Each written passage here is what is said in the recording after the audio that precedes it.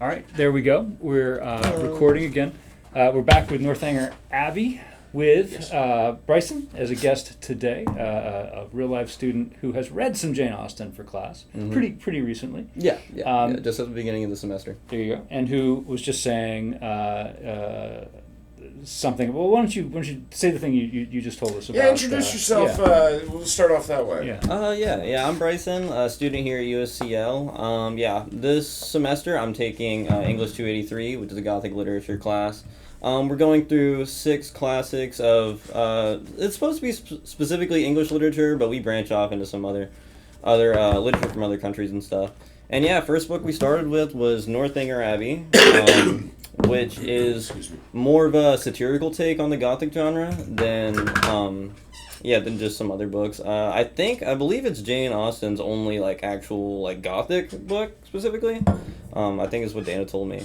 And it's a pretty interesting read. It was a good introduction into the genre for sure. Good. He's talking about Dana Lawrence's Gothic Lit class, who also happens to be my lovely wife. And I think one interesting thing about this is all three of us came to this novel for the first time in the last month. Mm-hmm. And Bryson has actually finished the novel, and Chris and I have not. So it'll be something of it. We're only talking about volume 1 today. Mm-hmm. But it may be that Bryson has things to say more broadcloth, which is fine. But we're excited, to dive into. This is the only one of the 6 that I had literally never touched. I had read the other 5, some of them so long ago I forgot what happened, but I had read them. This one never until. And also this is the sort of capstone, right? This is the final book in the sequence that we're reading. Finishes up the Jane Austen project, which I've enjoyed. Let me just say a couple words about that. This has been a real joy.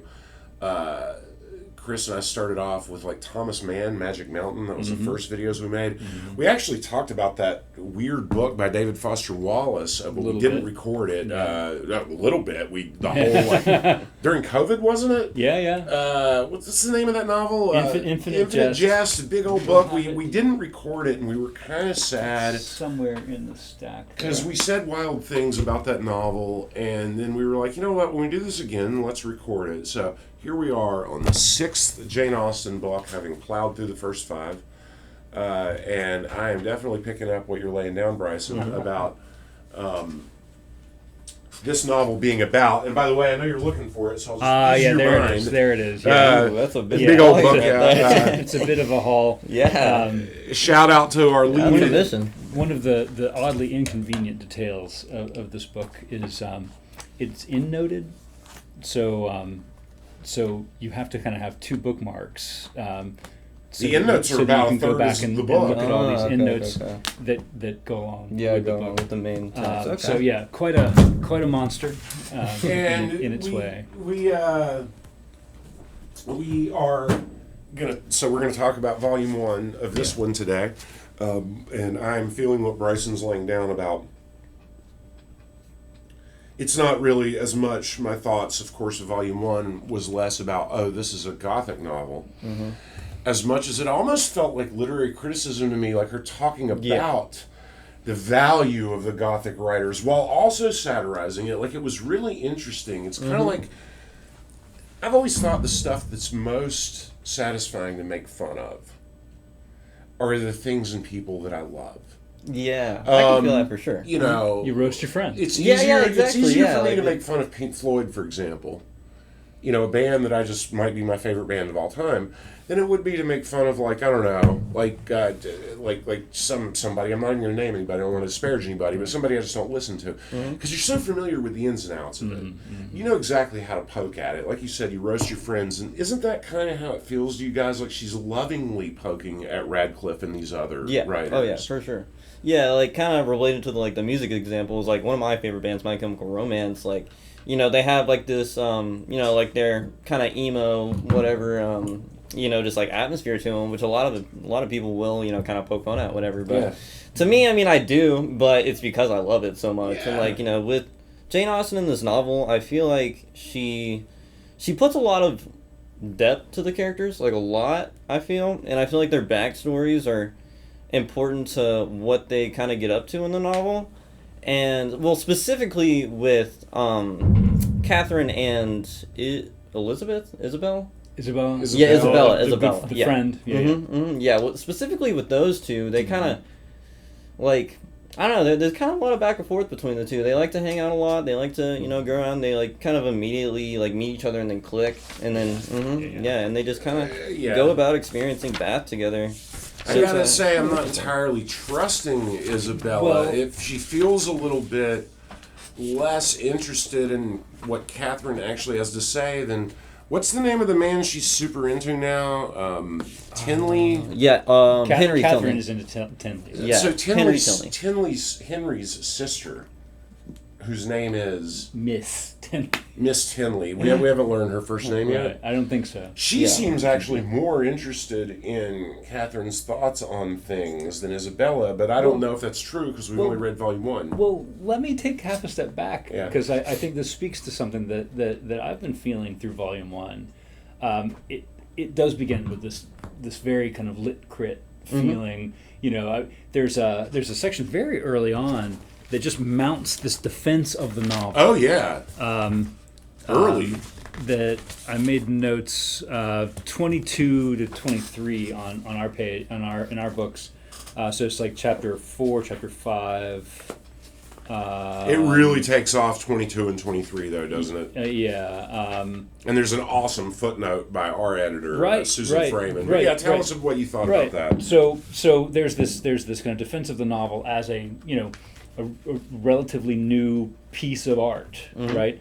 That people, we know historically, it's a fact that people kind of thought of them as frivolous, that they weren't serious like poems. Couldn't compare them to Wordsworth, Coleridge, Alexander Pope, right. Certainly not Milton or Shakespeare. Right. Yeah. And of course this is the extension of that earlier bit of comedy that starts on page 1, right? Yeah.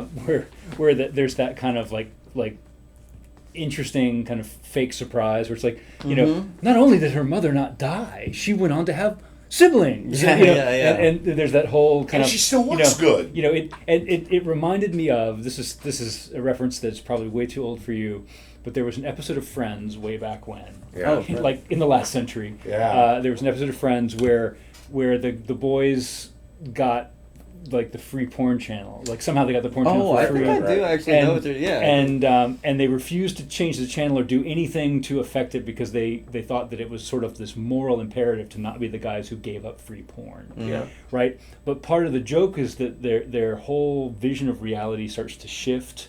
Like at one point later on, like someone like delivers a pizza and they're like, that's weird. Like he didn't even like make a move on it. And the girl at the checkout counter just took my money and gave me the stuff I bought, and that's all that happened. And the joke is that they've begun to sort of lose their sensibility of what real life is and what the genre conventions that dominate their living space are.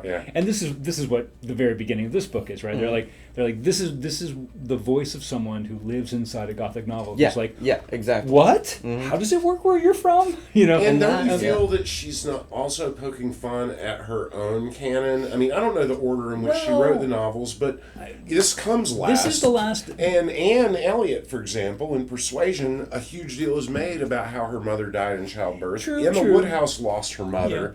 And so it's like at this time the mom lives kind of a declaration. Maybe making a little bit of fun, but I think the kind of Gothic that she's invoking here is much more like Udolpho than her own.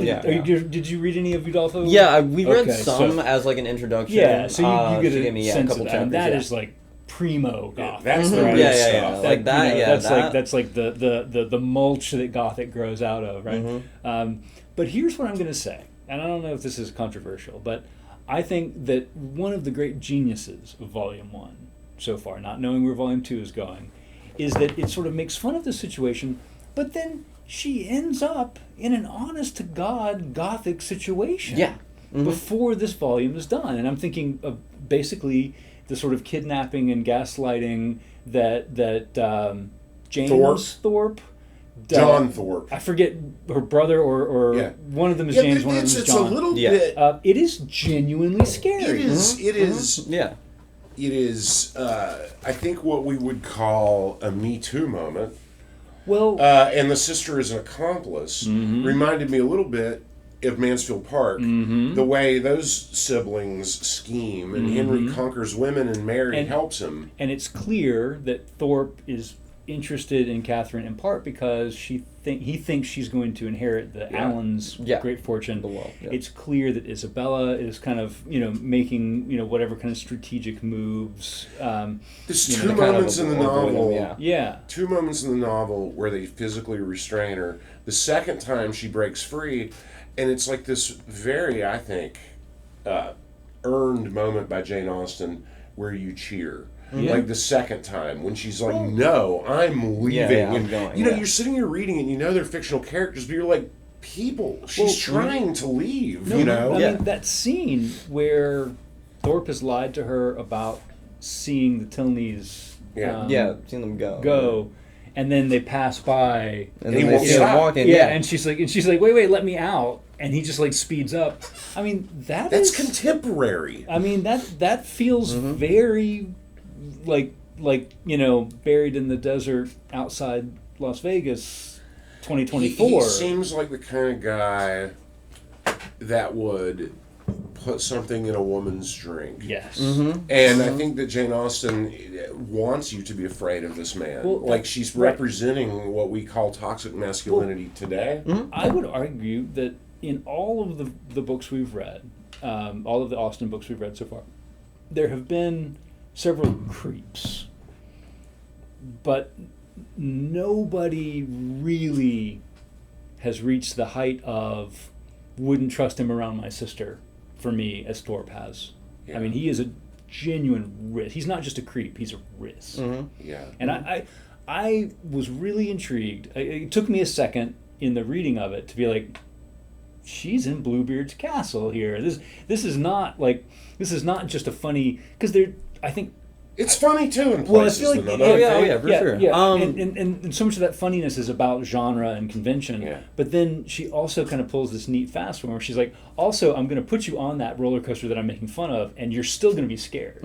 Yeah. And I feel like that, like just the whole way of Catherine kind of like wanting to live in a Gothic novel and like viewing the world through this lens only makes, like, when something really happens, it only makes it more, like, impactful, really, I feel. It reminds me a little bit of Cabin in the Woods. I don't know if you're familiar with that movie. Yeah. It's a horror movie that's about horror movies. Oh, okay. I don't want to say too much more about it, but it has a similar kind of thing where, like, characters in the movie are like, well, that old guy told us we shouldn't go out into the woods because of this curse, but that couldn't be real. And they're kind of enacting all of the cliches of horror movies. But even as it sort of makes it clear to us like that it's following this formula, it still does these things that catch us in it. And I think so far Northanger feels a little bit like that. And I know you're reading Haunting of Hill House now.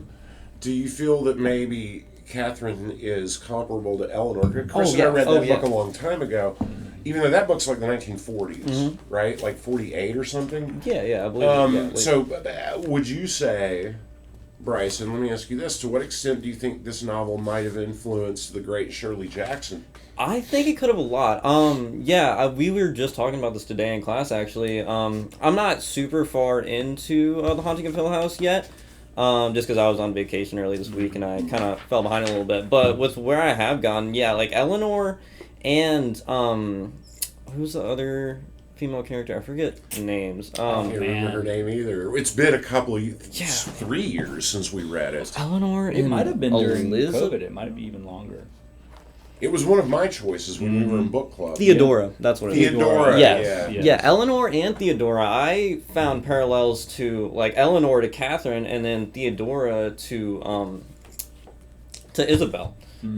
Just kind of the way that, like, Eleanor specifically, on her trip up to Hill House, kind of has, like, these snapshots on her drive of like kind of daydreaming a little bit where she gets like really kind of lost in thought and like it just that like immediately stuck out to me as Catherine. I love that you're bringing up that first chapter because I remember when we were in book club and Chris noted wow, that first chapter, which is just the scene of Eleanor getting in the little car and saying to herself, I'm going, I'm really going. Yeah, I'm going. Yeah. And her brother tried to stop her, and people tried to stop her, and she's like, no, I'm doing this.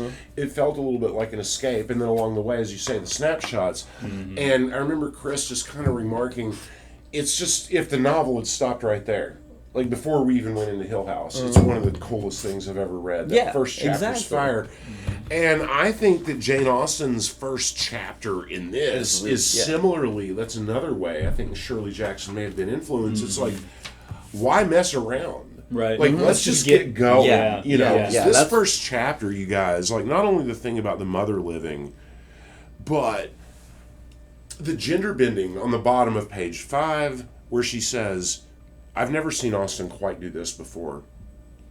She was fond, that is Catherine, of all boys' plays, and greatly preferred cricket not merely to dolls, but to the more heroic enjoyments of infancy, nursing a dormouse, feeding a canary bird, watering a rose bush, and then 2 pages later, and you knew I'd love this, Catherine, who had by nature nothing heroic about her, should prefer cricket, baseball, riding on horseback and running around the country at the age of 14 to books. So her love of these romance novels is late. It's like when she hits puberty, I think, is what we were supposed to think, or a little after puberty. When she starts getting hot, let's be honest, she starts reading. But the little footnote here, we are told that the Oxford English Dictionary gives Jane Austen credit for being the first, I guess, reference in English literature to baseball. And I would have not guessed that if you had put a gun to my head. I'm a baseball fan from way back. Yeah. That's awesome. That was the funnest thing I learned in today's reading. Yeah, and I think, you know, there's all this kind of very free play happening in the beginning. You know, the establishing this character, really giving us this sense, you know, of in a way this very familiar story that things are going this direction, and then puberty hits, and you know, interests change. Yeah, she wants to go see the world. And all of this stuff kind of that feels very, very normal, very natural. You know, but there's this kind of interesting, like, I feel like I'm hearing Jane Austen way more in this book than in the other books. The intrusive narrator. I mean, is, remember when we read Sense and Sensibility? That was my favorite part. Is that the narrator's kind of catty and will step in, and this time the narrator will take over for like pages. Well, and I don't just mean that I hear the narrator. Yeah. Like, I hear Jane Austen. You think that famous defense of the novel is Austen, not the narrator? I think it's Jane Austen. I've been hearing what you guys are saying out there, and let me just take a minute. You know, I mean, I think this is very much a writer in her full power who's like, I'm going to do what I want here, and what I want to do right now is talk about writing.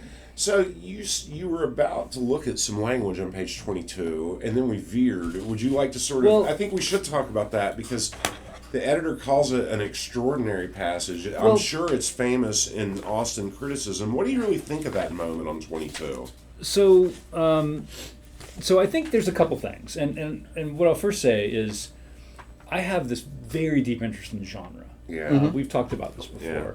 I think that the way that the rules of an art, the conventions of an art, fit with the examples of that art, are sort of is the place where I get most interested. And so, you know, once you call a book this or that, you've created these expectations, which really great versions do, but then they also subvert a little bit. You know, and so I think, you know, one of the things that makes this really interesting to me is that she is just, I mean, I think just hammering in stone here this kind of like it's almost like a warning shot. It's almost like, I'm gonna mess with this stuff. Yeah. Oh you yeah. know? Yeah, for sure. You know, I'm not playing here. Like this is what I often think of that scene in The Big Sleep. I really like noir detective novels from the 20s, and Raymond Chandler stuff is probably the best. And there's a scene where Philip Marlowe, the guy that Humphrey Bogart always played in the movies, is being sort of told to walk away from a case, and he's like, I don't think you understand. Like, I don't play at this. This is my job. You know. And I feel like that's kind of what Jane Austen is saying in the voice of Jane Austen. And I think, you know, we see. I'm just going to kind of pop in sort of in the middle here, where It's the end of chapter 5. Yeah. End of chapter 1. Yeah, and while the abilities of the 900th abridger of the history of England, or of the man who collects and publishes in a volume some dozen lines of Milton, right, are eulogized by 1,000 pens, there seems almost a general wish of decrying the capacity and undervaluing the labor of the novelist, and of slighting the performances which have only genius, wit, and taste to recommend them. I am no novel reader. I seldom look into novels. Do not imagine that I often read novels such as the common cant, right? And so there's this kind of ventriloquism happening, right, where she's imagining all of these people going like, well, I don't read novels. I mean, And there are characters in the novel who say that too, Yeah, including, of course, the Thor. toxic The man Thor, Thor. Yeah, it's the other one, Tinley. Mr. Tinley, who's like, why, I've read 100 Yeah, Gothic he's- novels. I don't understand people who don't read them. And it's this total like TikTok moment, right, where the hot guy is like, oh yeah, I read all the Outlander books. Yeah. You know, Yeah. whatever, you know. But so I think there's this very like Jane Austen language, this very kind of strong authorial voice, not just a narrative voice, but I think this is the author just like scraping through like in those horror movies, right, where the creature comes out of the wall, right? She's just like, I'm just straight up like stand ready, like I am doing this thing. And it's about how this thing can be great. It's also a few pages before that she lets you know, hey, I understand all these other genres quite well. I mean, she throws all these references out to some of the greats. Like this is on page 7, still in chapter 1. I mean, that line from Elegy in a Country Churchyard by Thomas Gray, I truly love. That many a flower is born to blush unseen. That is a great line that, I think about probably, several times a week. I think about that line. The Shakespeare quotes are great. So she's not only defending the novel, she's saying that she's situating it within a tradition, because Catherine loves going to see plays. Yeah, right. It's not like she only is interested in novels. She's also, I think, making fun a little bit of those people who only understand novels as didactic. Yeah. Who only understand it's there for a moral lesson. Is oh, I need to like read this novel so that I can quote it at the appropriate time. Where she's, I think, clearly kind of leaning personally toward this understanding of the novel as a moving, powerful piece of art, and it's kind of, I think, pointing out one of the ways that Catherine is going to develop as the novel continues, that she's going to move past this kind of utilitarian, like, oh, I need to have the right Shakespeare quote for this moment, to this like, fully fledged human being who knows and feels things. Yeah. She's very art driven. Like she, This is as Catherine you're talking about? Yeah, Catherine. Yeah, like just as y'all have seen, she loves novels and stuff, and that kind of that really carries on throughout the entire book. She kind of like as we kind of see in the beginning, she kind of takes her perspective from reading novels, like just other gothic stuff, and like kind of looks at her world through that lens. Right. And I mean that continues throughout the entire book. It's it really becomes a big factor, like more than it already is. Let's not forget she's 17. Yeah. There's also that moment, right, where she's embarrassed to see the Tilneys. It's Tilney, not Tinley. Right. She's embarrassed to see the Tilneys because Thorpe lied. So Yeah. she's wrestling whether or not to go to that comedy play. And Austen's narrator kind of steps in, and this time I think it is more narrator. Yeah. Where she's like, well, in the first place, she didn't do anything wrong.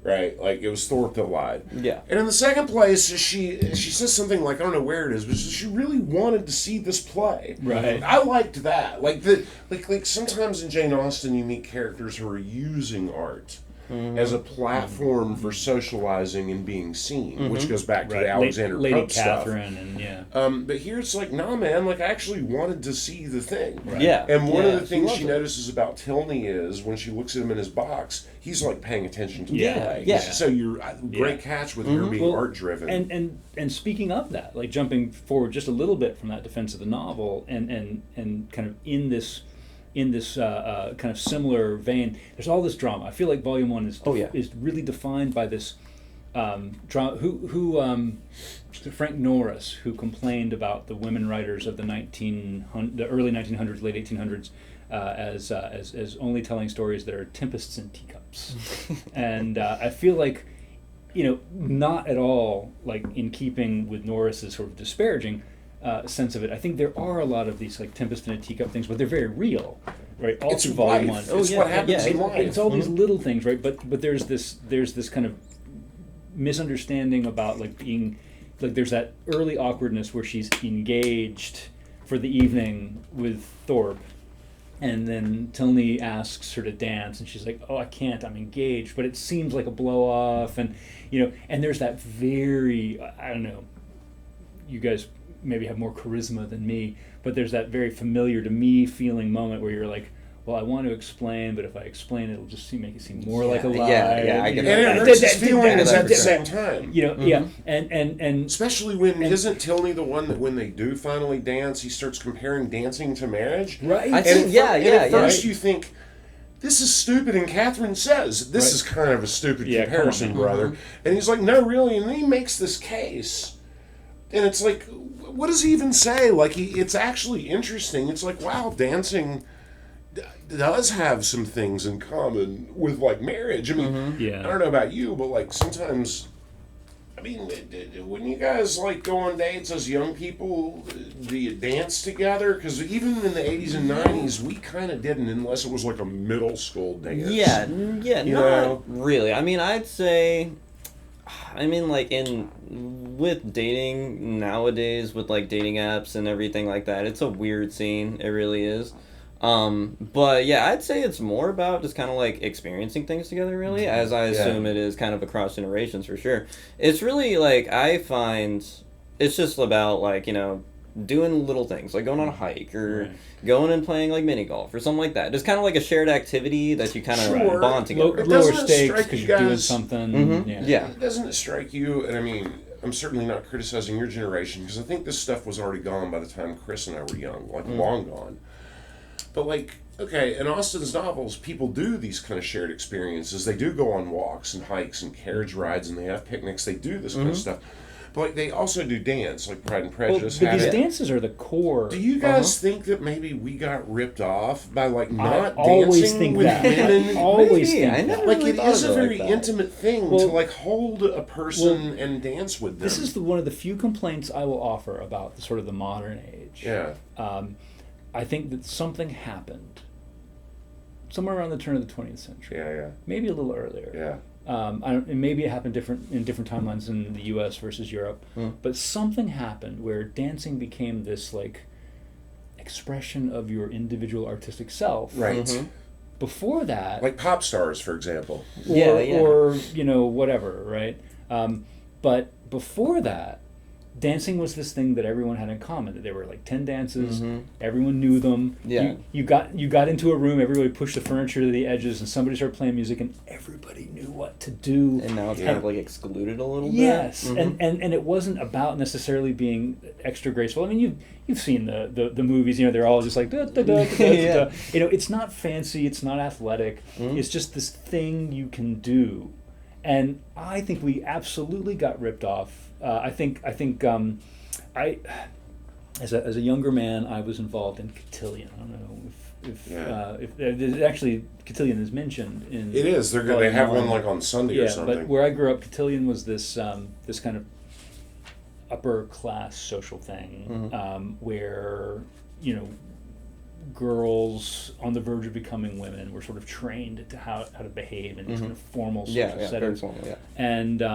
And I was tapped to be the companion of a friend of mine who was terrified of her cotillion experience, which her father didn't give her a lot of choice in. And so we were the two sort of weirdo outsiders. The only, I think I was the only guy in the room who wasn't going to law school, for instance, in the sense. But something that I will take from that I thought was really nice was, again, we learned 3 just basic ballroom dances, and like anybody in the room could do it. And like it did it in a way that made it so much less a big deal. And you could literally just feel like 30 seconds of awkwardness, turn to the person next to you and say, hey, would you like to dance? Mhm. And then you had this thing to do, and Yeah. the awkwardness was gone. Yeah, it was a way to break that ice. But you also weren't necessarily making some big commitment. Mhm, Right? yeah. I think there's something about that social Well, world. there's an intimacy. Also, like on the one hand, it's incredibly social. Everyone's doing it. Mm-hmm. But on the other hand, that moment, we knew this in middle school because that's the one area of culture, middle and high school, that protected that. Like, Yeah. Like now, mostly, if you were anything like me, you were the guy standing on the side of the wall, too nervous to ask somebody to dance. Like, I was that guy in the movie. But some people would get out there and do it. And, there is like an intimacy to dancing that people have understood going all the way back to like Greek literature. Yeah. And sometimes you kind of look at our culture and life and you're like, why did we kind of give up on that basic expression of it? I mean, look at this line. It goes on 51. Catherine's like, oh, come on. Tilney's like, that you think they cannot be compared together, that is marriage and dancing. She says, to be sure not. And this is what I was thinking at first, right? Like, Right, come on. People that marry can never part, but must go and keep house together. People that dance only stand opposite each other in a room for half an hour. And it's like, well, true. He's like, such is your definition of matrimony and dancing. Taking in that light, certainly the resemblance is not striking, but I think I could place them in such a view. You will allow that in both, man has the advantage of choice, woman only the power of refusal. Obviously, in the 2025, women can ask men out and ask them to dance, and this doesn't even account for queer relationships and all the rest, but you feel his point here, right? Like, it's men that ask women to dance and women who have the power to say no, just like in marriage. Yeah. And then that in both is an engagement between man and woman formed for the advantage of each, and that when entered into, they belong exclusively to each other till the moment of its dissolution. That's hot. This novel's kind of hot. That in their duty, each to endeavor to give the other no cause for wishing he or she had bestowed themselves elsewhere, and their best interest to keep their imagination from wandering toward the perfection of their neighbors or fancying that they've been better off with anyone else. And it's like, wow, that's an interesting way of thinking about dancing, Maybe, but I will point out in my notes Yeah. on page 50, Yeah. I say John Thorpe misbehaves at the cotillion, and that's when he confronts them Yeah. because he thinks that he has Why are you engaged dancing with him? Yeah. And then the very next line say Henry Tilney is also sort of obnoxious. Okay. I think this lecture. Yeah. I think it's partly scolding for what he understands to be her bad behavior in even deigning to talk to Thorpe when he confronts them. I think he is pulling some rank. He is, and this is a thing we've talked about in earlier novels, especially Persuasion, he is quite a bit older than Catherine. Right? 25. He points out that he started college when she was but a good little girl, Yeah. which is not And then great. she's like, I like how she's like, well, I wasn't that good. way of saying Right, things. right. There's some Catherine Mansfield It makes you happening. wonder there, what yeah. she means by that. Right, Like, right. I wasn't really that good. Yeah. I was drawn this way. Yeah.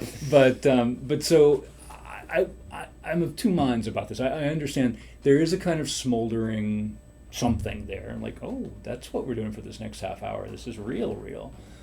But there's also, I think, this A possessiveness, a sort of jealousy.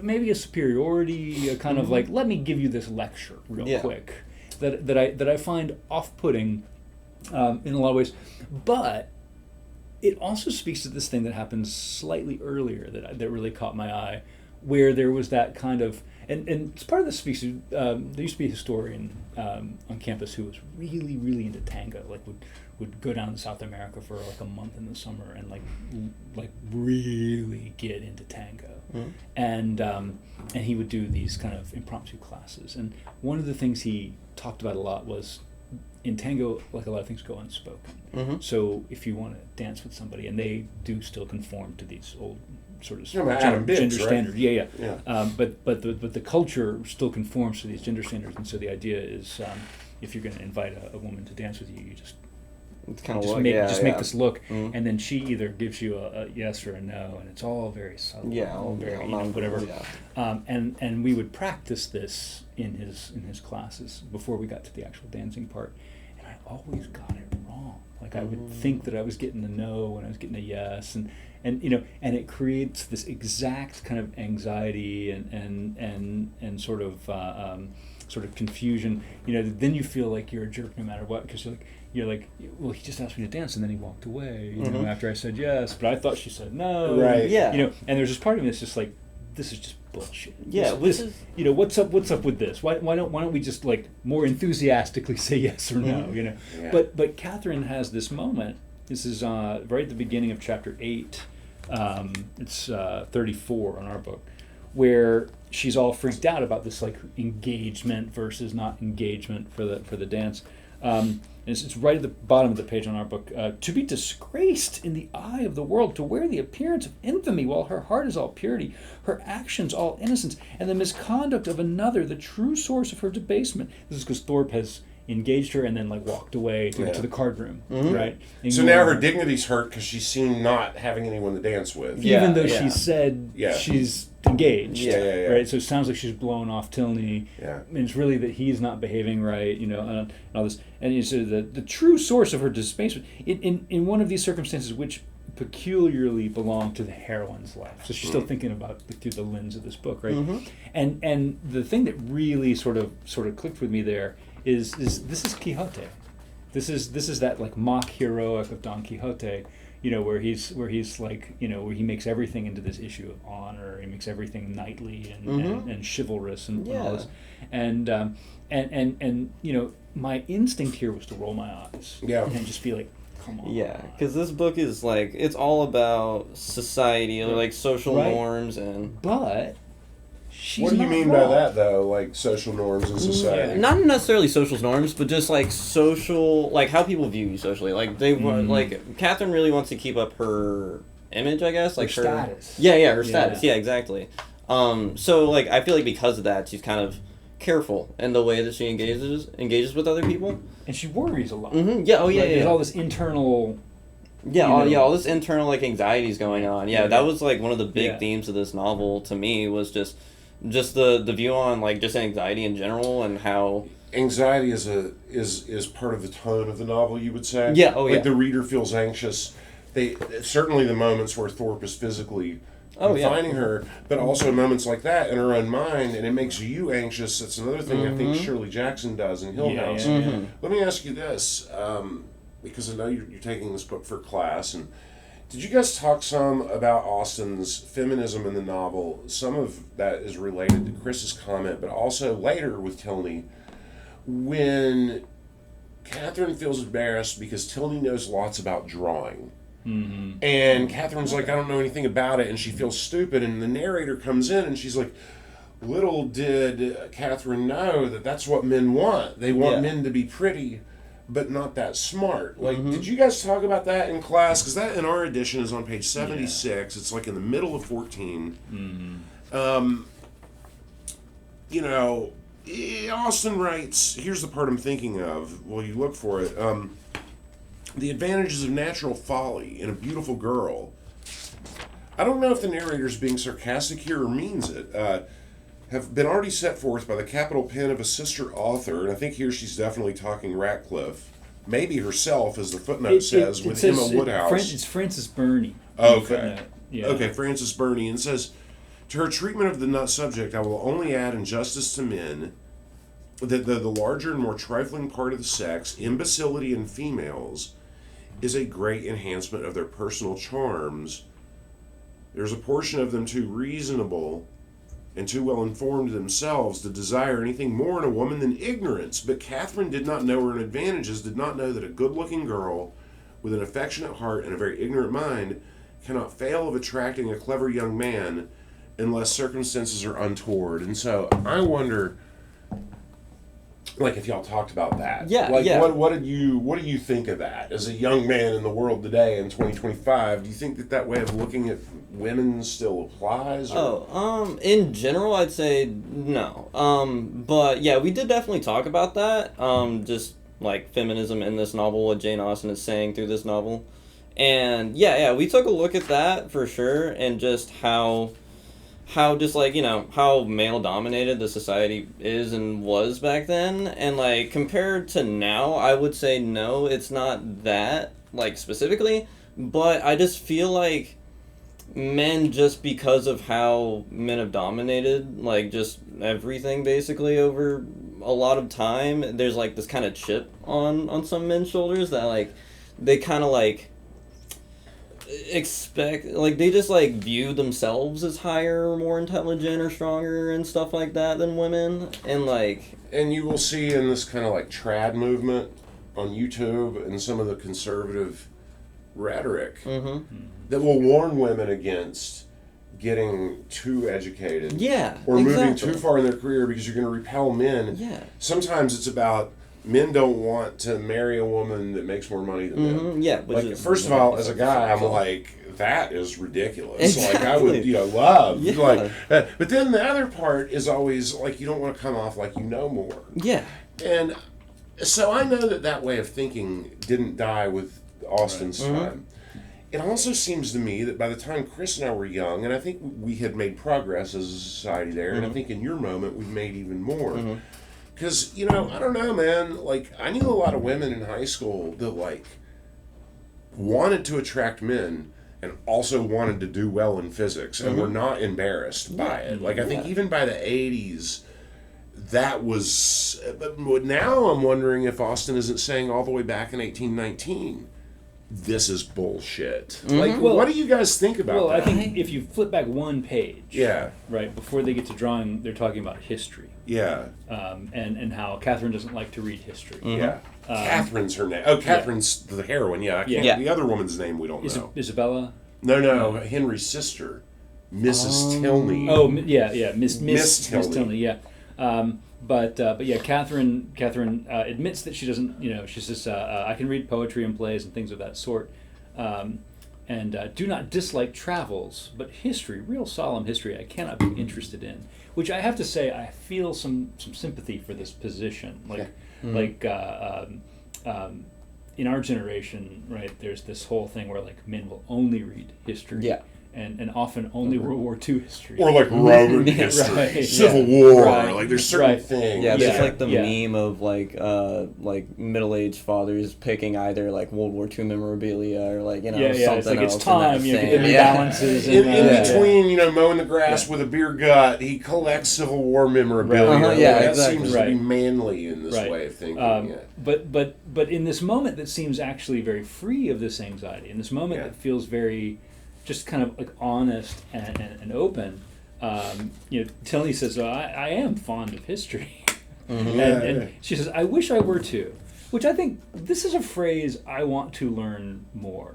I think my instinct as like a nerd boy who got beat up too much in high school, like, is always to be like, oh, sorry, I guess I just don't get it, right? And there's something really like non-confrontational, but also very stand-up about going like, I wish I did, Yeah. but I don't. Yeah, exactly. It's kind of like how I feel about jazz. I mean, I do like it, Yeah. but not as much as I wish I did. Well, we'll have these talks know- at home sometimes. Like Susan will come home and she'll say like, yeah, you want to go out and do this thing tonight? And I'll go, I want to, Right? It's It's easier to say that to your wife than it is to somebody Yes. that is courting you. Right, though. right, Like, she right. feels pressured on Right. some level to please him. But listen to the rest of this. Yeah. I wish I were too fond of reading history. I read it a little as a duty, but it tells me nothing that does not either vex or weary me, which like same, right? Yeah. The quarrels of popes and kings with wars or pestilences in every page, the men also good for nothing, and hardly any women at all. Brilliant. I mean, this is a woman at full strength, like at 17, She's like- just flexing on this dude. Criticizing Yeah. historians, Right. going all the way back to like Pliny and Right, shit. right. And The then men- turning around and being like, oh, me not understand drawing, me Right, just pretty. right, And it's right, like, what is right. even happening? Yeah. It's And- such a weird... And the phrasing, the men all so good at nothing. It's... Yeah, that's beautiful. Yeah, and like relating that back to like modern day, and like we've come a long way with just like the social inequities between women and men in society, but with like recent times with like Trump's terms with his repeals on like abortion and just just women's healthcare in general, it kind of like it really just contributes to like this inherent fear from men of women having knowledge, because knowledge is power, and I think it just kind of like I think that's really what Jane Austen was kind of trying to reflect with like the nod to history in general, because like they say like the reason we learn history is to repeat or to prevent things from repeating themselves. That's brilliant observation. Yeah. Like, even as she's legitimately criticizing the genre of history writing, Right. Austen, through her, is saying something about history.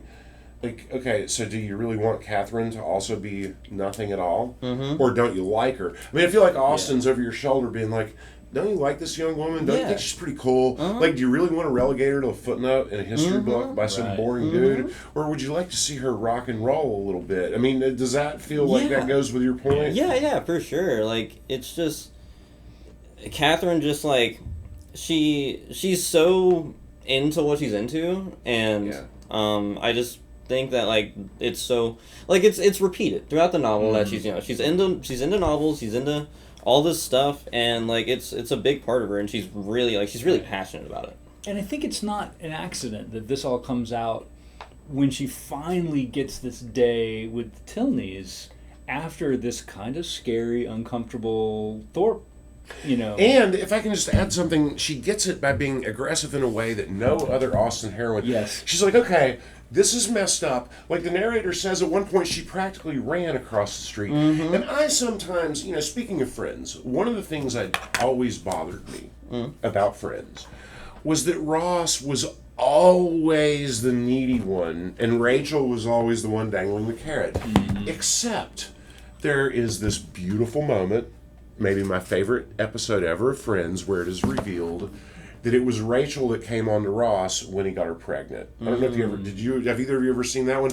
But it's because Ross accidentally recorded it. So he recorded them having sex, which makes it all weird. And Ross is like, I can prove it, I have it on tape. And now they all think he's a perv. Right. But once they realize, no, we need to watch and see who's lying, like, did Rachel really hit on Ross? And I remember as early as the early aughts, seeing it for the first time, praying, please let her be aggressive and go for it just once instead of Ross crawling to her.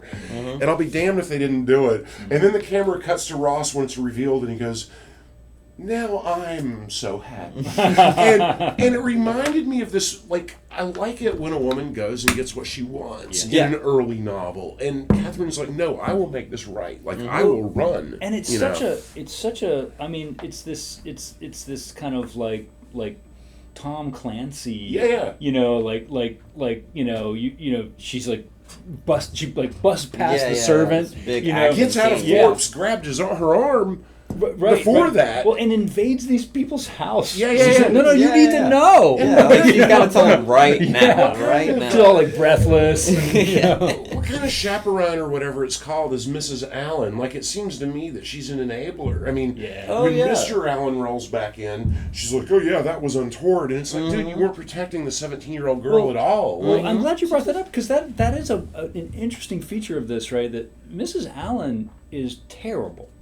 I think so. Did you guys think so when you read it? And the book knows that she is. Kind of just, from what I remember of Mrs. Allen, she was just kind of like, well, for one, just outright absent a lot of the time, and for two, just kind of like, she does like egg her on a little bit. She like, just doesn't seem to be interested in protecting Catherine. Yeah, which is probably what she's like, her parents go thought. off and do these things. Her parents probably thought Mrs. Allen will be the adult and will look out for her.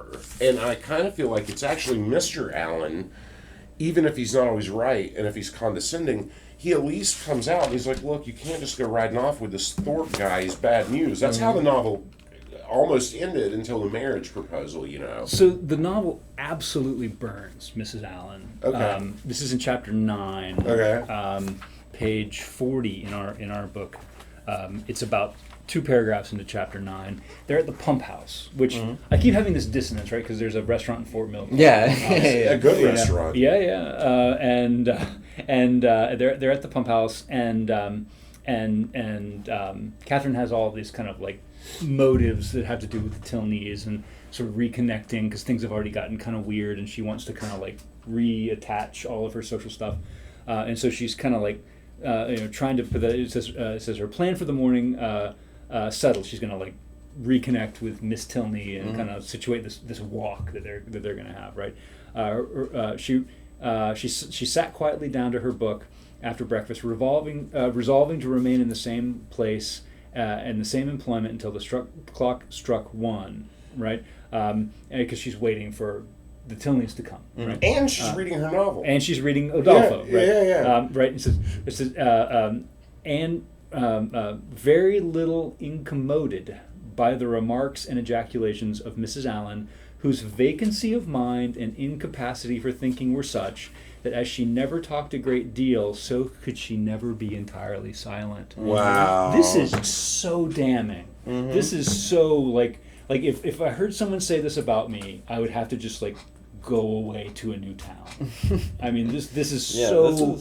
It's also one of Austen's great strengths, like when she really wants you to understand how unlikable a character is. She's very good at doing that. Well, she did it in Emma as well. Like there were characters that she detested and came out and said so.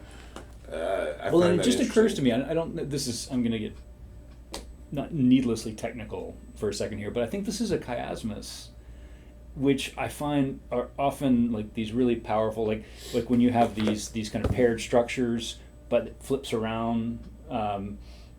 I think rhetorically this is super powerful, and I think this is Jane Austen as author just kind of going just like full hammer down, like this woman is useless. And I know we've talked about it some, but I feel like we still have some time. I'm kind of looking at the clock here. I feel like we would be remiss if we didn't spend more time on the physically frightening, scary, since it is Gothic, treatment of Catherine, and we could certainly talk about carriage ride and how she's locked in. But I think, guys, over on page 68, like in chapter 13, during the second, what's kind of a legitimate assault. So she's already said no. I'm not going to go with you guys tomorrow. I'm going to go for a walk with the Tilneys. Yeah. They're badgering her. Even her brother gets mad, which is weird. The brother is like, no, you're going to get in that carriage with him. And it's like, what is happening? And so then this moment kind of tweaked me out at the top of 68. Catherine's heart swelled. She drew away from her arm, and Isabella made no opposition. Thus passed a long 10 minutes till they were again joined by Thorpe, who, coming to them with a gayer look, said, well, I've settled the matter, and now we all may go together with a safe conscience. I've been to Miss Tilney and made your excuse. You have not, cried Catherine. I have, upon my soul, left her this moment. So he tells her what he did. And then Isabella's countenance was once more all smiles and good humor. And James, too. So her own brother, they're like, oh, good, you handled it. And I remember thinking, are they going to get away with this? Like, what's happening? Again, like I know I keep saying that. A most heavenly thought indeed. This is James, her own brother. Older brother, I think. He's the one who went to college. Who's about to get married or engaged. So good luck, Isabella, by the way, who's part of this assault. Now, my sweet Catherine, all our distresses are over. You are honorably acquitted, and we shall have a most delightful party.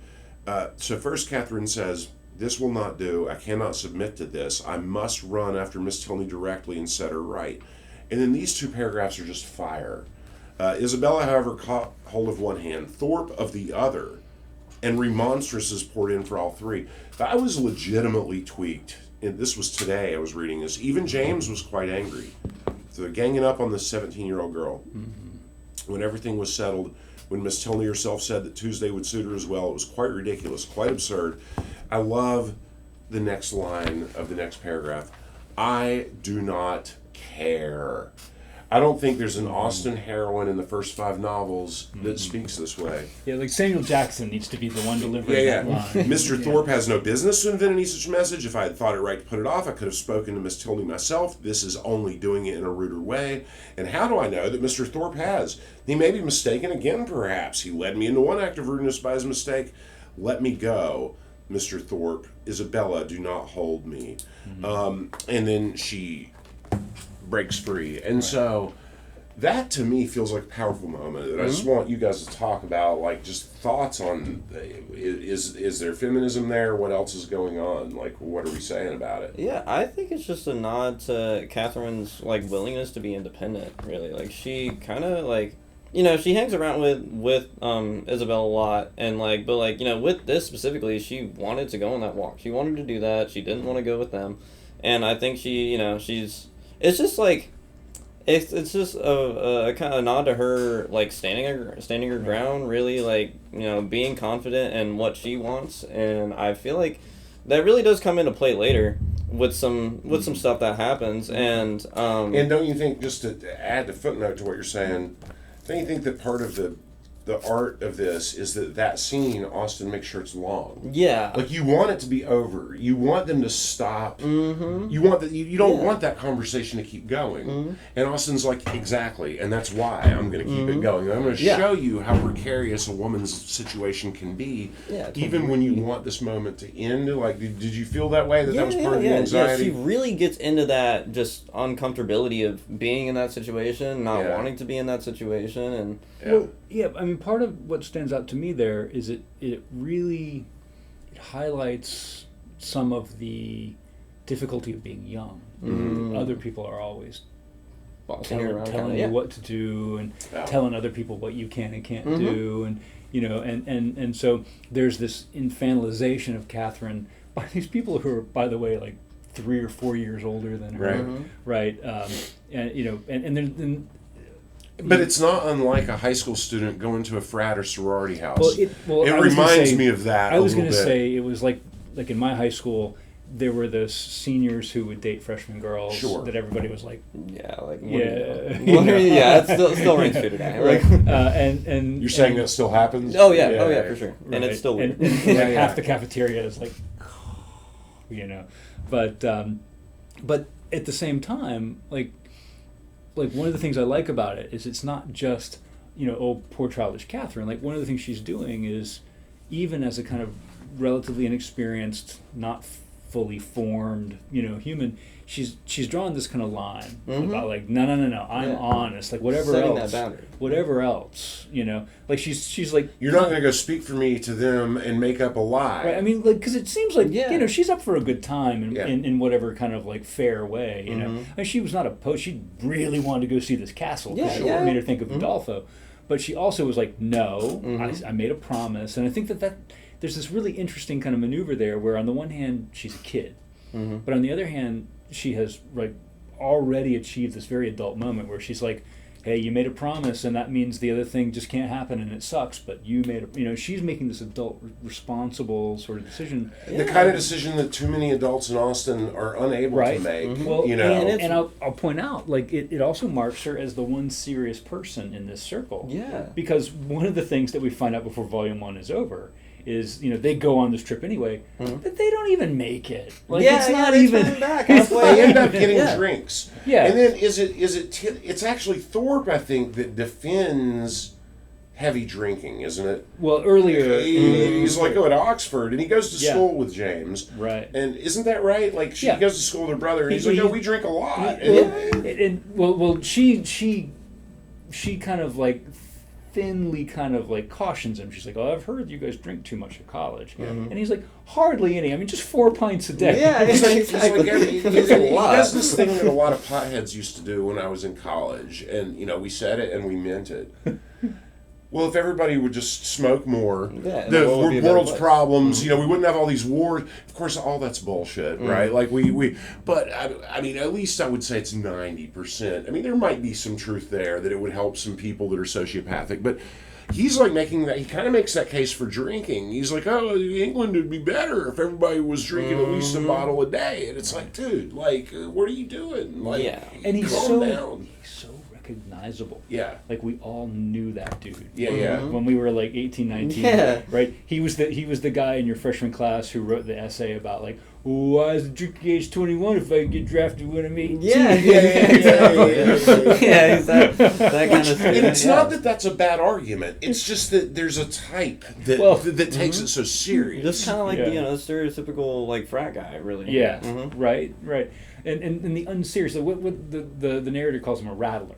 Yeah. This guy who just talks. But he's capable of physical danger, is what worries me. He's unserious. Like, he's put his hands on her before. He's unserious. He wants what he wants. He feels entitled to what he wants. And I think in this way he is scary at the same time that he's sort of a buffoon because he doesn't even understand. Well, the way she blows him off stuff. at the end of Volume 1. Yeah. when he's like, oh, there's going to be a wedding. Sometimes one wedding leads to another wedding. And she's like, oh, that's interesting. Well, anyway, I got to go. Right. And he's like, he keeps hitting on her. And she's like, oh, yeah, no, I'll be happy to see you. I always like company. And, like, everything is ice cold. And it's like, she is for 17. I think your description is great. She can stand her ground. Yeah, in a way that I think a lot of adults even struggle to do. Oh, yeah, for sure. And, yeah, I mean, Catherine, like, that specific part of her, like, getting out, that's, you know, a huge part to just her character in general, just, like, her personality. Like, she's a strong individual, and she's going to show it over and over again. And one of the things I really like about this, right, is that if we overlay that early stuff from chapter 1 about the Gothic conventions, right, then it makes it clear that even though we might have this instinct to roll our eyes and go, look, this is just fiddly little things, right, this isn't serious stuff, it also makes it clear in the book that this is in fact life and death. This is like everything that matters. Yeah, because And- it really Well, is to that. Austin makes it pretty clear that, hey, look, we live in a moment in England where if a woman makes a sexual mistake, it can absolutely ruin her socially. Her life, yeah. And I think that, you know, that's probably, I hope anyway, something else that we've made a lot of progress with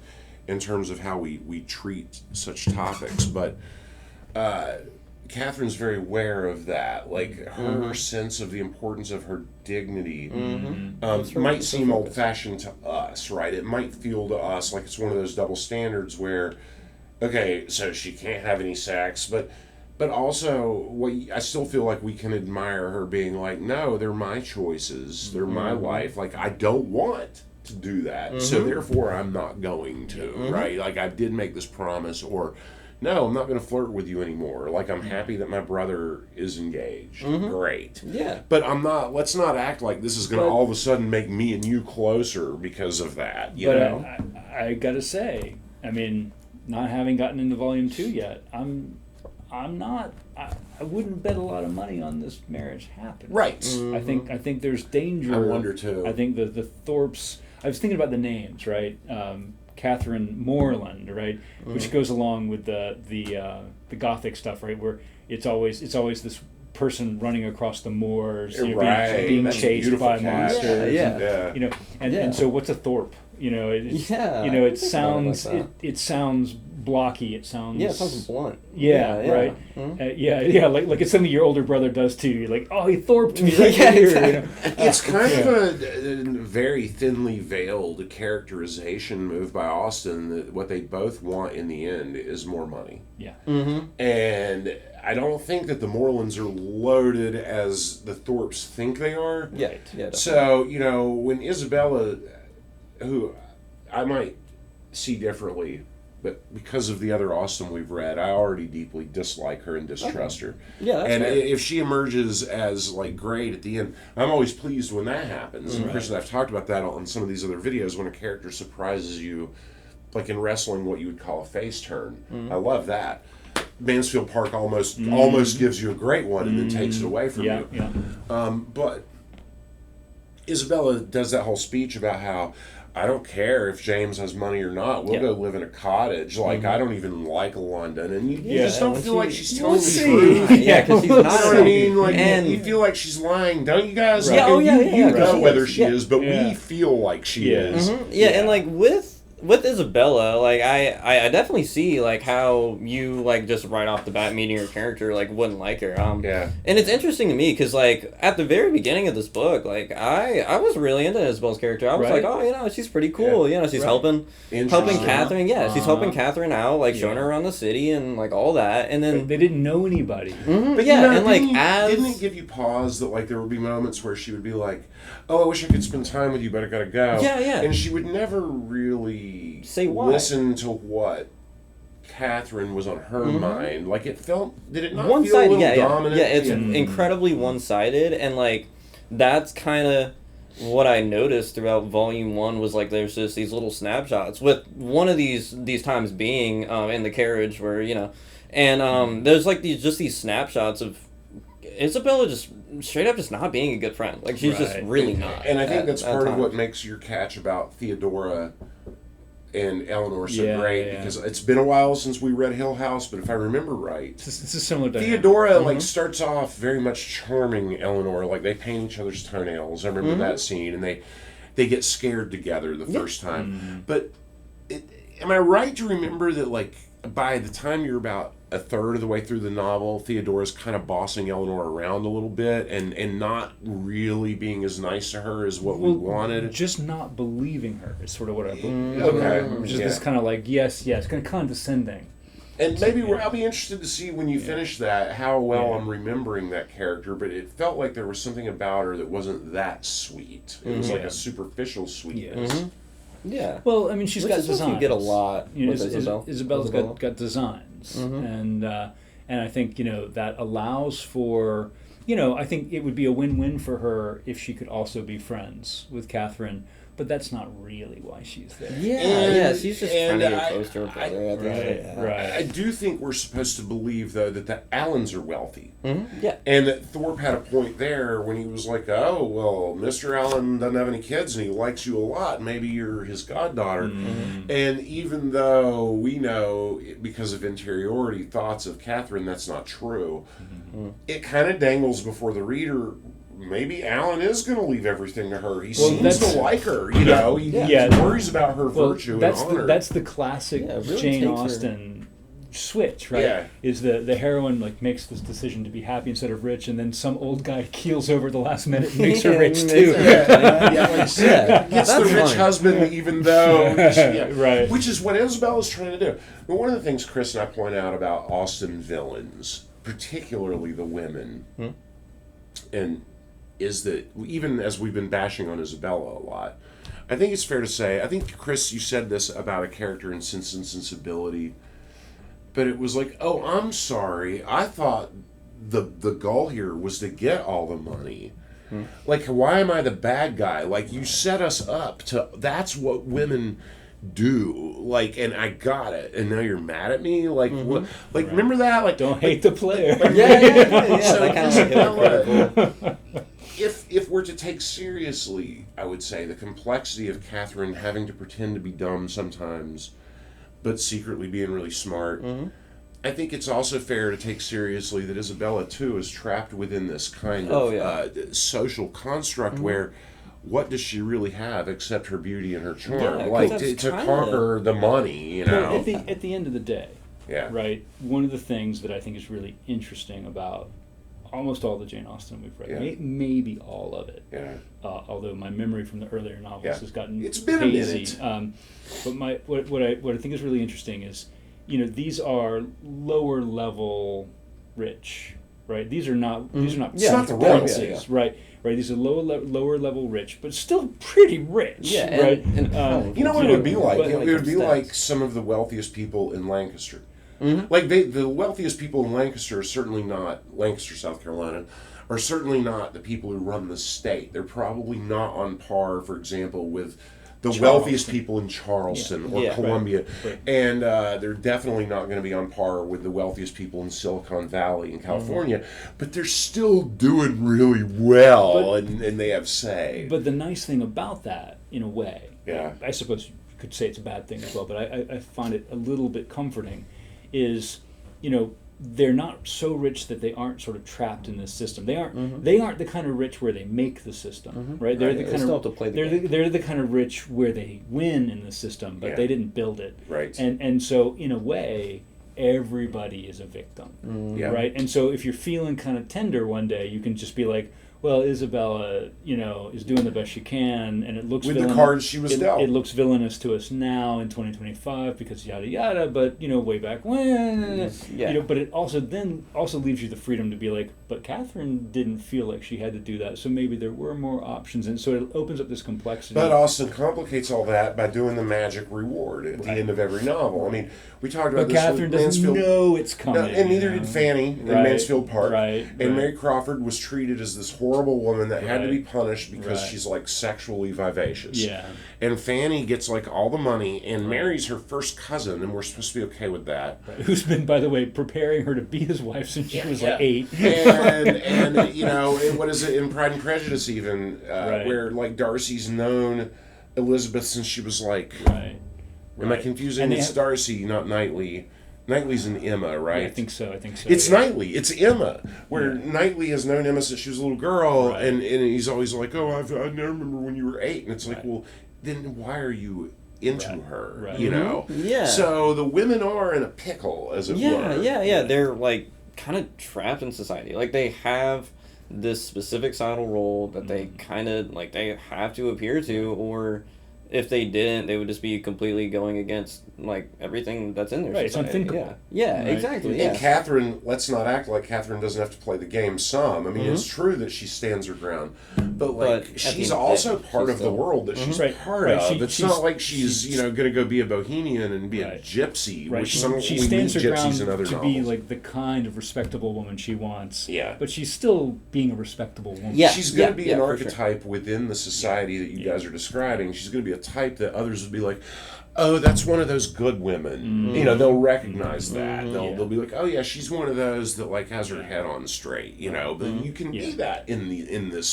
that level of rich. You know, and even you can be kind of poor and still have the respect of landowners. That will sometimes, as we learned in Emma and other novels, they'll bring you their apples and their strawberries and stuff just because you have virtue, right? And so, yeah. So I think a lot of stuff going on here. Yeah. A lot of sort of questions on the table. Yeah. I think we know Jane Austen well enough at this point to have a fairly, you know, like we can zip code the ending, right? Where we think we can, yeah. You know, almost certainly, and you know, and the question is going to be the exact details of, you know, where things end up on the board. Well, how gothic is it going to get, right? Like, Right. You know, Right. he knows, Bryson knows how gothic it's Yeah. going to get, but like sometimes in gothic novels, obviously, including Haunting of Hill House, sometimes very, very bad things happen at the end. Right. I don't. It's been a while since I read Radcliffe, but that wasn't all beer and Skittles. I mean, there were deaths in Radcliffe, weren't there? Oh yeah. And so, like, are we gonna just be commenting on goth, or are we about to get super goth in Volume 2? I mean, that's the big question on the table. My prediction is no, we're not. Yeah. That it will continue to be, you know, this tapestry in the background. Yeah. It'll continue to be this thing that very much occupies Catherine's mind, but that, you know, what we're really getting is this sort of second order Gothic, the kind of like the everyday Gothic of like, oh God, did he like me? Was that a stupid thing I said? You know. Are we supposed to know why the novel's called Northanger Abbey yet, and I missed it? No. I hope we don't. You 'cause don't. I don't. But you find out soon. I will tell you that. I've been thinking. I'm glad you say that before we wrap up, because I've been remembering that in Emma, Knightley had the old abbey.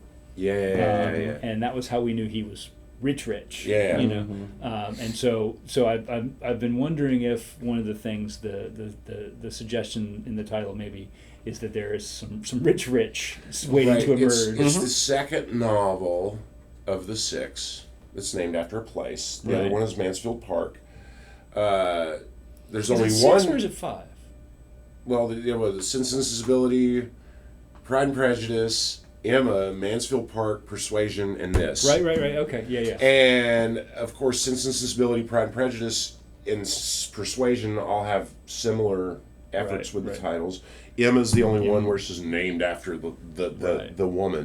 Right. And then you've got 2 place-based novels, and so that's interesting to me that, you know, this one's called Northanger Abbey, and I look forward to learning why. Yeah. And I'm honestly really glad I'm here just to see y'all's thoughts, like, and interpretations of how you're interpreting the text, just because I kind of tend to skip over, like, little details and stuff, just with it being with the context of a class, and I have a due date and stuff like that. You're on the clock in a way. And you have other classes. Yeah, exactly. This is different. This is also, by the way, not like what happens in the English classes we teach. Our students don't talk about it quite this way. It's not a knock against them. You just don't have time. Like Chris said, you're on the clock.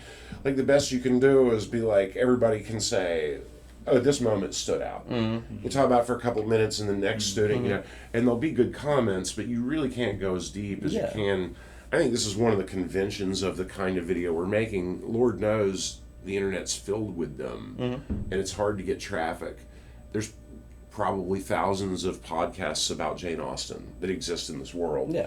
But I think that's why people make them. Don't you? Oh, yeah, It's like, yeah, for sure. You know what? I want to talk about a book. Yeah, you because know, like, and, just for a minute. Yeah, just through this discussion, I'm kind of like reliving the book in a sort of sense, and Good. it's it's eye opening, really. Like it's like I got the general themes, but some of the little subtle implications kind of missed over a little bit, and now I'm picking it up here, and it's really great. Like this book, out of what I've read so far just for this class, hasn't been my favorite. I mean, I followed it up with Frankenstein, and that like completely blew my mind. Frankenstein's So- pretty great. Yeah. Some people say it's the greatest novel ever. Yeah, it's so it is definitely okay one to of my prefer favorite it. now. Best Yes. bar But- bet ever. Yeah. This, like, I even just after reading it the first time, I really understand the importance of this book and like why it is so popular. Yeah. And I'm just like even if it wasn't personally my favorite, I see why, and I do still really love this book. It is really interesting,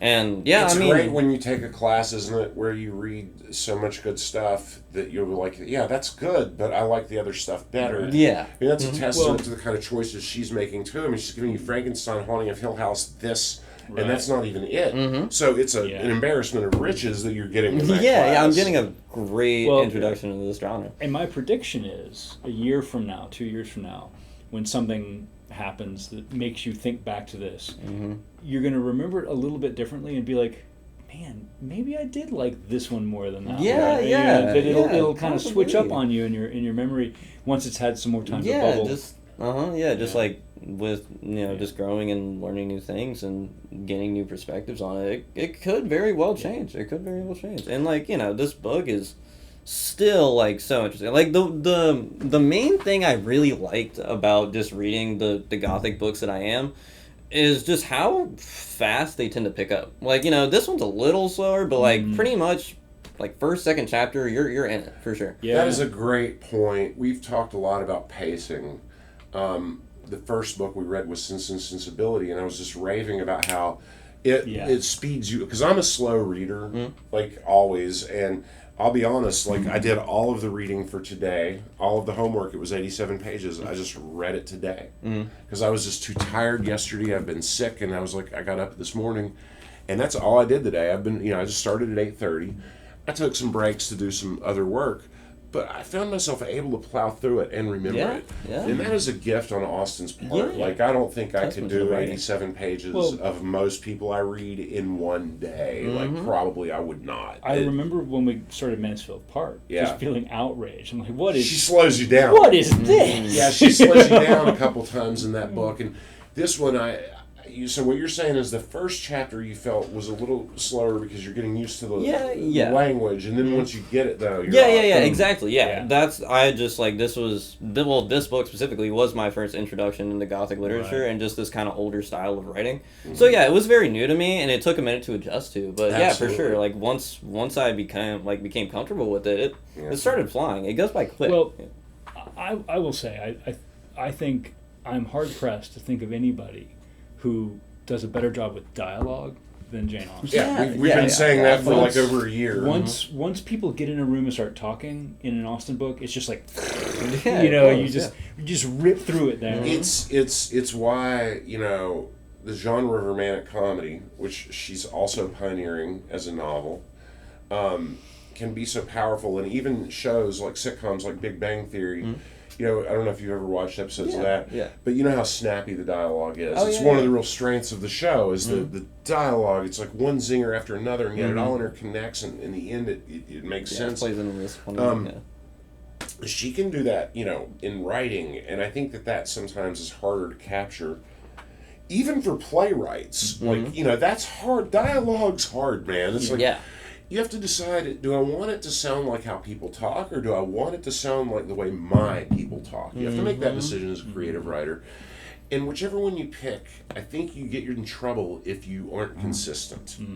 Like, I think readers love stories where the characters talk unlike anyone they've ever heard. Yeah, that's kind of... But what they don't want is for this, like, vacillation between realistic and pretension. Like you've got to pick something and be consistent, and that is a hard thing about writing. One of my favorite sort of send-ups of this is a fairly obscure movie from a while ago called "Throw Mama from the Train." Yeah. A Billy Crystal parody of Danny DeVito, maybe? Well, Billy Crystal and Danny DeVito are the two main, and it's a parody of an old Alfred Hitchcock movie called The Third Man, I think. Billy Crystal was a creative writing teacher at like a city college in New York, and Danny DeVito is a student. And the movie opens with a woman from the class like, reading part of her assignment. And it's like, "We foiled them again, Dan." "Yes, we did," said Dan. And it's just this incredibly wooden dialogue of a submarine techno thriller. Right. And it ends with, "And then they pushed the thing, then they pushed the button that made the thing go down." And it's this example of really terrible, really wooden writing. And you'll never see that in a Jane Austen novel. It's always just kind of like very organic, it's very real, it's very snappy. Even when it doesn't need to be, it feels very kind of quick and very alive. Really well. Yeah. And the characters that you don't like also have very compelling ways of speaking. Like, so everyone does. Like, unless the whole point of the character is they're bad at talking. Right. But then that's Austen having fun with that. So, either way, dialogue matters. I think one thing about the novel that she's defending, in fact, and that she's defending with Catherine's treatment of history, is that if one of the real traditional domains of women is talking, and Austen being like, you know what, like, kind of sad for you men if you're not good at it, because talking's pretty important. It's one of the things that allowed humans to evolve. Like, language is what we're talking about here. So, like, learn to read and talk, fellas, Well, I mean, one of the things I had to learn as an adult after however many years it was I was in college, was that it was okay to walk away from a book I didn't like. Right? And, that on some level the book had to sort of earn it. And, because I'd spent all this time in college classes being, this is a very important novel. And, and sort of like Catherine making her list of, quote, "Oh, gotta say I read it," and then kind of getting to this point where I could be like, I just don't like this, so I'm not going to read it. I think there's something Austen is kind of suggesting that, like, it's a little bit on you to make this readable, dude. And she kind of puts her money where her mouth is, in the same moment. And I think it's an interesting, the difference between a good novel and an important novel, right? Is kind of an interesting moment there. You know what kind of reminds me of? My last comment will be Bryson started off by saying it's satirical treatment of goth, even while honoring it. In more than one way, it reminds me of one of my favorite horror movies I want to recommend to you if you haven't seen it. It's called Army of Darkness. Oh, I have not. It was the third movie of a series of movies that's part of what's called the Evil Dead trilogy. Oh, I have, I've heard And they were made by Sam Raimi back in the 80s. But the Army of Darkness is like 91. It's like the third one. And it's just fantastic. And one of the things I love most about it is, even as it's spoofing all of this, it's like straight up doing it. And that is hard to do. And I feel like this has that in common with that. Like there's love. There's love in this. We're back to roasting your friends. Which I think is exactly what Army of Darkness does. Yes. In that sort of beautiful way Bruce Campbell has. I mean, and also, like, I think the first Evil Dead allowed for humor, but it was trying to be just straight up horror. But it realized, Sam Raimi, the director, realized, wait, this is kind of funny. The second movie, he let it be funny. By the third, they were just like, okay, let's be ridiculous, and it's the best of the three. Easily.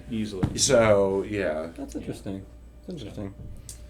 I guess we've done about. Well, you're going to come back for Volume 2, right? Yeah. I'll be here.